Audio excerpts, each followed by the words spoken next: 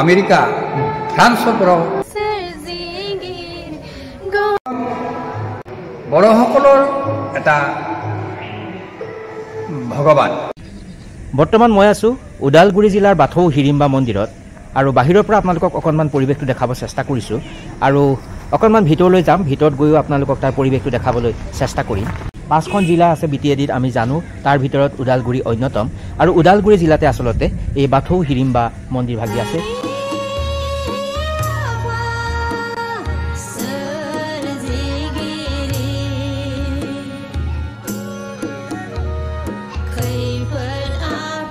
আহকচোন মন্দিৰটোৰ ভিতৰলৈ যাওঁ, তাত কি আছে অকণমান চাবলৈ চেষ্টা কৰোঁ। এইখনেই মুখ্য প্ৰৱেশদ্বাৰ আৰু মই এনেকৈয়ে সোমাবলৈ চেষ্টা কৰিছিলোঁ আৰু বড়ো সমাজৰ কাৰণে কৰা সকলৰ শিলেৰে খোদিত আচলতে এনেকুৱা ধৰণৰ ফটো তাত লগোৱা আছে আৰু মই এনেকৈ সোমাবলৈ চেষ্টা কৰিছিলোঁ। এইটো ঘৰ কোন জেগা? ইয়াৰে হয়। অ'কে, আগতে আহিছেনে প্ৰথম আহিছে? আগতে অহা নাই? অ'কে। এইখন আকৌ মুখ্য মন্দিৰৰ মুখ্য প্ৰৱেশদ্বাৰ। এইখন পাৰ হৈ গৈহে আপুনি মেইন কক্ষলৈ আচলতে যাব পাৰিব আৰু এনেকৈ যাবলৈ চেষ্টা কৰিছিলোঁ। চালানে? আগত আহিছানে প্ৰথম আহিছা? আগত আহিছা? আচ্ছা, ঘৰ কোন জেগাত? ওদালগুৰি। অ'কে, যিটো জানা সেইটোকে গাই দিয়া আৰু।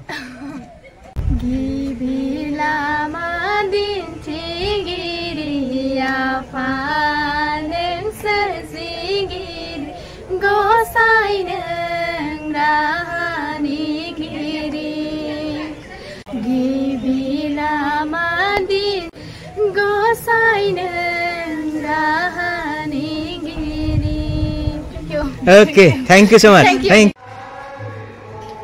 এনেকৈ আহি আহি মুখ্য মন্দিৰত আহি উপনীত হৈছিলোঁ আৰু ইয়াৰ অকণমান পৰিৱেশ আপোনালোকক দেখাবলৈ চেষ্টা কৰিছোঁ। আৰু সৌভাগ্যক্ৰমে আচলতে এই মন্দিৰ ভাগিৰ যি পুৰোহিত, সেই পুৰোহিতজনকো মই লগ পাবলৈ সক্ষম হৈছিলোঁ আৰু তেওঁৰ সৈতে দুআষাৰ বাৰ্তালাপ কৰিবলৈ চেষ্টা কৰিছিলোঁ। মই শ্ৰদ্ধা জনাইছোঁ তেখেতক, এই মন্দিৰৰ পুৰোহিত। তেখেতৰ পৰা এই মন্দিৰ ভাগিৰ বিষয়ে অকণমান কথা জানিবলৈ চেষ্টা কৰিম।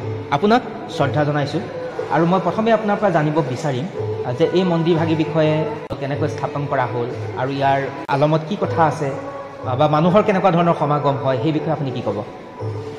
নমস্কাৰ। 1972 চনত ইয়াৰ ঘোৰ জংঘলৰ মাজত চিনাপনা গাঁৱত অৱস্থিত আমাৰ ধৰ্মপ্ৰাণ শ্ৰী ঈশ্বৰচন্দ্ৰ বড়ো, তেখেতে বড়োসকলৰ এটা ভগৱানক পাবৰ কাৰণে ইয়াত এটা মন্দিৰ লাগিব, এই কথাটো তেওঁ উপলব্ধি কৰি এই মন্দিৰ জংঘলৰ ভিতৰতে 14 বিঘা মাটি বন কাটি তেওঁ ইয়াত ওচৰ চুবুৰীয়া কিছুমান শিক্ষিত ধৰ্মপ্ৰাণ ৰাইজক লৈ 1972 চনত ইয়াত হিৰিম্বা বাথৌ মিছন সংঘ বুলি এটা সৰুকৈ কাঠৰে ঘৰ বনাই ইয়াত বাথৌ ৰোপণ কৰি বাথৌ মন্দিৰ স্থাপন কৰিছিল। সেই 1972 চনৰ পৰা আহি ইয়াতে 2012 চনত ওদালগুৰি জিলাৰ এখন জিলাভিত্তিক মিটিং এখন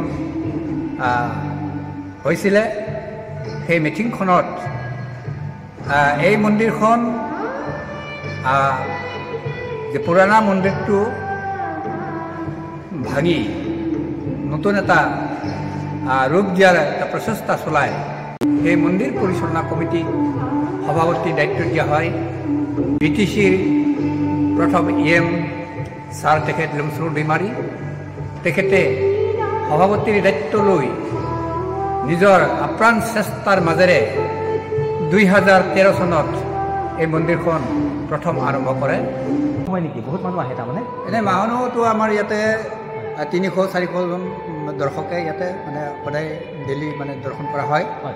আৰু আমাৰ এই অঞ্চলৰ বাহিৰেও আমাৰ এই মন্দিৰখনত আমাৰ অসমৰ বাহিৰে নেপাল, ভূটান, উৰিষ্যা, ৱেষ্ট বেংগল বহুত ঠাইৰ পৰা তেওঁলোকে আহি ইয়াতে দৰ্শন কৰিছে আৰু ইয়াৰ বাহিৰেও আমাৰ ধৰ্মৰ এটা ৰীতি নীতি জানিবৰ কাৰণে আমাৰ ভাৰতৰ বাহিৰৰ পৰা আমেৰিকা ফ্ৰান্সৰ পৰাও ইয়ালৈ আহি বড়োসকলে যে বাথৌ যি ধৰ্ম পালন কৰে এই বাথৌৰ তত্ত্ব কি এয়া তেওঁলোকে জানিবলৈ বিচাৰে। আচ্ছা, আৰু এটা কথা ভাল লাগিছে, খুব এটা ধুনীয়া ঠাণ্ডা প্ৰাকৃতিক পৰিৱেশৰ মাজত এই মন্দিৰ ভাগি আছে, গতিকে সেই পৰিৱেশটো আচলতে চাই লৈ বৰ ভাল লাগিছে। আৰু আপোনাক আচলতে বিশেষকৈ লগ পালোঁ, মই আপোনাক পুনৰবাৰ মোৰ ফালৰ পৰা শ্ৰদ্ধা জ্ঞাপন কৰিছোঁ।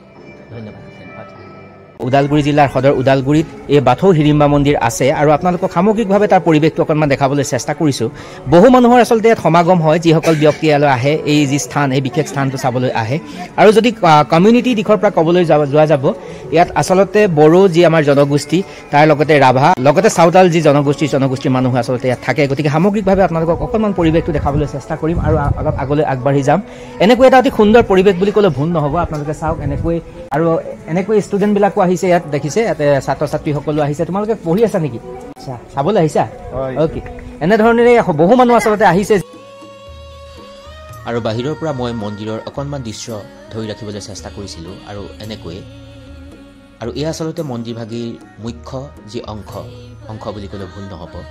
এনেকৈ তাৰপিছত মই কাষতে দেখা পাইছিলোঁ, এডোখৰ স্থান দেখা পাইছিলোঁ, য'ত তেওঁলোকে হয়তো তেওঁলোকৰ যি ধৰ্মীয় উৎসৱ পাৰ্বণৰ কাৰণে ৰাখিছে আৰু এনেকৈ তেওঁলোকে হয়তো তাত ধৰ্মীয় বিভিন্ন ধৰণৰ ৰীতি নীতি পৰম্পৰাবিলাক হয়তো পালনৰ কাৰণে ৰাখিছে।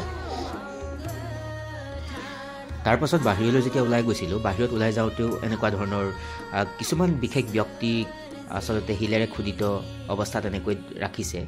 আচলতে হয়তো তেওঁলোক বড়ো সমাজৰ কাৰণে কৰি যোৱা কিছুমান বিশেষ ব্যক্তি, যিসকলে সমাজখনক ধৰি ৰখাৰ কাৰণে তেওঁলোকৰ প্ৰচেষ্টা অব্যাহত ৰাখিছিল।